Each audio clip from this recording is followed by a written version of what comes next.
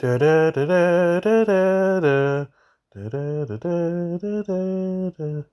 is that the real Earth? Oh, I thought it was the Universal logo. The prerequisite American character in a Godzilla film, Martin Short, gives you some exposition about the space station Roomba. But never mind that, a submarine is now more important, for some reason. On it, the captain is annoyed that his lunch order was wrong, so much so he decides to call a red alert. Meanwhile, a helicopter discovers Godzilla that escapes from an icy tomb that I guess it must have ended up in a previous movie. Godzilla wastes no time attacking, so the military sends a bunch of people to an island for a tour. But never mind that, back to Spaceship Rumba, where Martin Short is given exposition straight to the camera.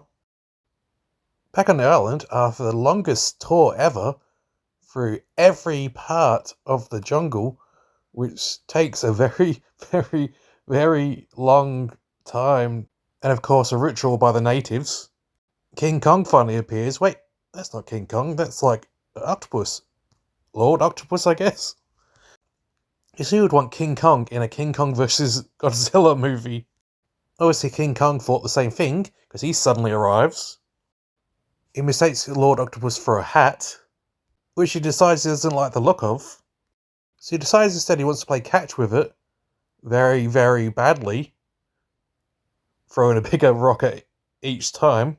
Lord Octopus is like, I'm out of here, and Kong decides he's victorious.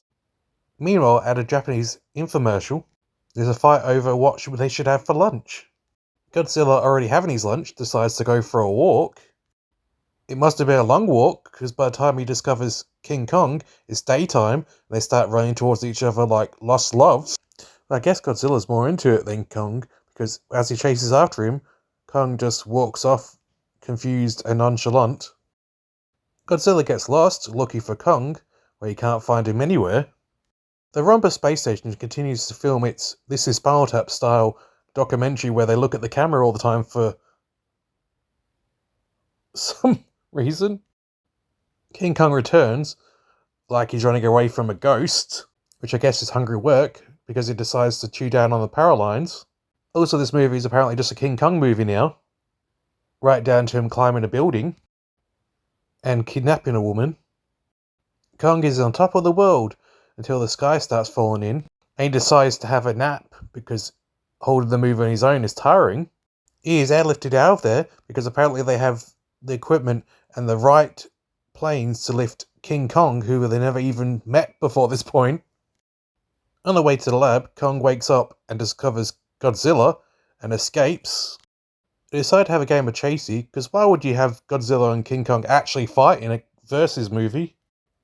King Kong forgets it's chasey and thinks it's hide and seek all of a sudden, until Godzilla's tail distracts him out of his hiding space. So they change up the game to catch, which Godzilla is really bad at. I'm not sure why he suggested it in the first place. This game tires out Kong, who falls asleep. A lightning storm wakes him up.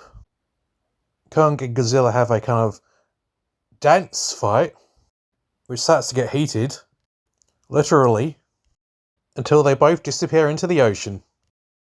Or do they?